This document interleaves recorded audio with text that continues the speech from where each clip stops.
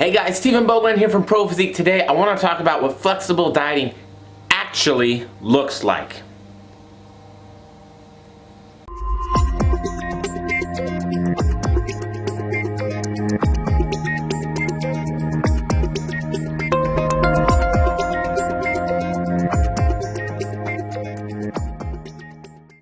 So hey guys, happy Friday. Happy Friday. Please excuse the background noise if it comes up.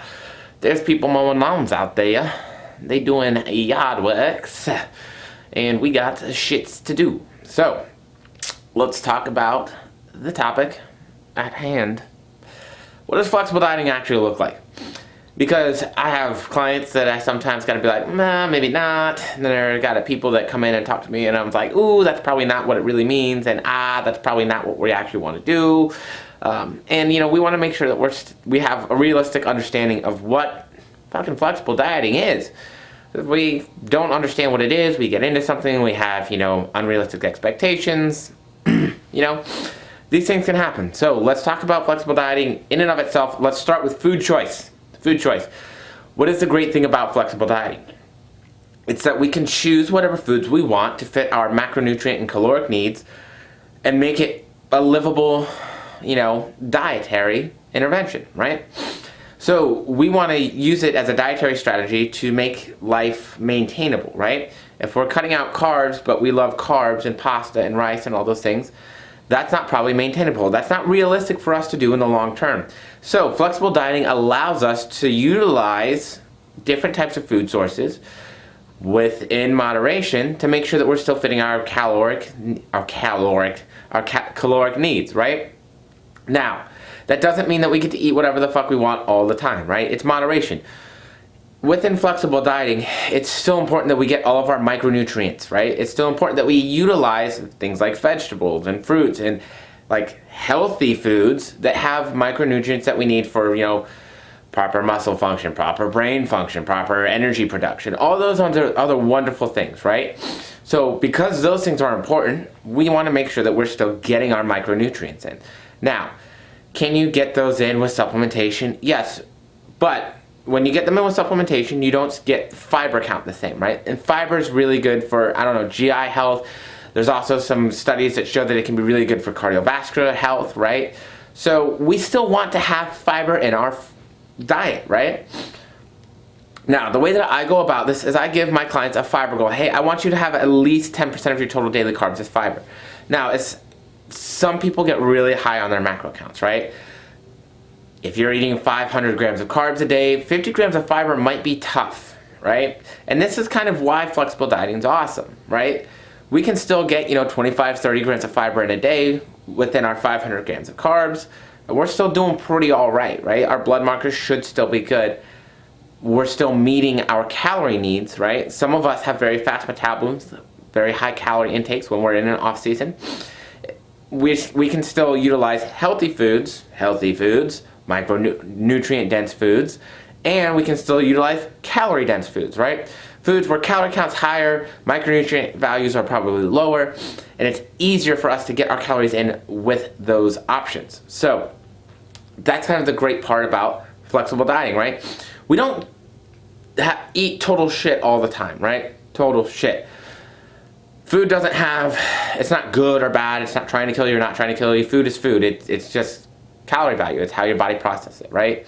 But we want to have a nutrient dense, a nutrient rich diet. We need it. It's important. If we want to perform to our best, we want to think to our best, we want to feel our best, we need our micronutrients, right? So, flexible dieting, not eating crap all the time, but making sure that we still are utilizing nutrient dense foods within our diet as well as calorie dense foods when we want them, right? Now, we still have calorie goals / macronutrient goals to meet, right? Macronutrients equal calories, right? Protein 4 calories per gram, carbs 4 calories per gram, fats 9 calories per gram. So if we look at our macros, it's on the long end, you can talk about that as being a calorie goal, and it's not a huge difference. But macros being a little bit more intricate, right? So that's what I think for me flexible dieting looks like in terms of food choice. Now, what does flexible dieting look like in terms of fat loss or weight maintenance or weight gain? It's still having a calorie goal. It's still being in a deficit or a surplus. It's still utilizing foods that are going to either help us to gain weight, lose weight, or maintain weight, right? Because at the end of the day, most of us are either looking to lose weight or maintain weight. Not a ton of us are in the same boat as, maybe somebody like me, where a lot of the time we're trying to gain weight. If we're a bodybuilder or a physique athlete and we're in an off season, we may be trying to gain weight. Yes, absolutely. Woo. But the vast majority of people coming to me are looking to lose weight, right? So what is a deficit? What does a diet look like with flexible dieting? Well, it looks exactly the same as anything else, just less. Okay? So I've definitely had some people that are like, hey, this flexible dieting is bullshit. I still have to diet. I still have to be hungry. I still have to be in a deficit. Well, I mean, yeah, exactly. Yes, you are correct. You do. Because that's physiologically how the body works. We don't lose weight magically because, we're eating a bunch of excess calories. We have to be in a deficit. Now, are there different things that affect that? Yes. Are there different things that, we're going to have to utilize during that process? Yes. Absolutely. But even if you're increasing your calorie intake and losing weight, you're in a deficit. Like that is deficit by nature, right? It means we're losing weight. Now, if you're gaining weight, that means we're in a surplus. And if you're maintaining weight, that means we're at maintenance, right?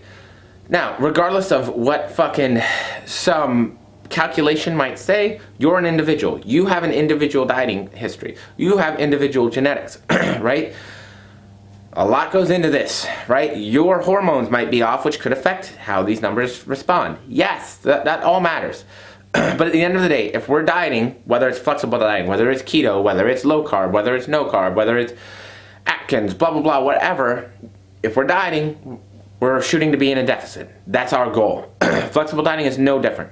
So if you're trying to utilize flexible dieting as a dieting strategy, it's not that you're not going to be hungry. It's not that you're not going to be in a deficit. Those things still apply. It's still part of the process. The difference is that when we are hungry and when we are in a deficit, if we have some extra calories, we have room for food choice, right? It's not like, hey, I have to have asparagus and tilapia or chicken and broccoli and rice for every single meal, every single time. Now, you could still utilize those for the vast majority of your meals if that's what helps you to be successful and stay on your diet, right? But it also means it's like, hey, if we're out, maybe if my calories are still reasonable, I can fit, a cookie in, or I can fit this said thing I really want in, or a little bit of ice cream, or something macro friendly like Halo Top. I can fit some of those things in and not have to feel guilty about them, right? That's flexible dieting, I think, is the real approach, is the mentality, the psychological shift of, I don't have to feel bad because I didn't eat something that was off my diet, because anything is permissible. It's just about making it fit into my numbers, right? And I think that's a big thing. Now, this is the one I want to end with because I think I've been seeing this one a little bit more often lately. And I've definitely been hearing about it from some of my clients a little bit more often lately. And it's alcohol, right? If your beer, and let's just say the specific example would be Coors Light, right? And what I was told was 100 calories for the beer, but it's only 5 carbs. So I only have to give up 5 carbs for that beer. Incorrect. Alcohol is its own nutrient profile, right? It's 7 calories per gram. So we have to account for the calories in that, right? So if that beer is 100 calories, if we're going to divide that by 4, we're talking about 25 carbs per beer if you want to try and make that fit your macros, right? Or, divide it by 9, right? You're going to have about 11 grams of fat to make that fit in your macros per beer on that end, right? Most drinks are probably 125 calories, right? Some darker beers going to be a little bit more calorie dense, maybe wine, a little bit more calorie dense. Liquors, it's going to depend on the alcohol content. So we have to make sure that yes, we can fit that in, and yes, we can do that, but is it worth it? Is it worth it to have one beer, right? One beer is not going to do a ton for me. Let's be real here. I might enjoy it. I don't need to have it to enjoy my time. And is it going to fit my goals? Is it going to leave me hungry later? Is it going to benefit me in the long run?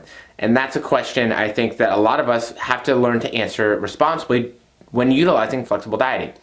Is it going to benefit me, and is it going to help me to get closer to my goals, right? Sometimes the answer is no, and that's fucking awesome. That's cool. That's great. If we're in a dieting phase or we're trying to get ready for stage, if the answer is no, that's probably one of those times where balance isn't really balance, and it's probably better to say, no. I should use that 100 calories for something that's going to keep me satiated and full and making more progress to staying on my macros and making progress towards whatever my body composition goal is. So it's a little bit on how flexible dieting should look, guys. Hopefully that helps a little bit for those of you new to the process. I'm out.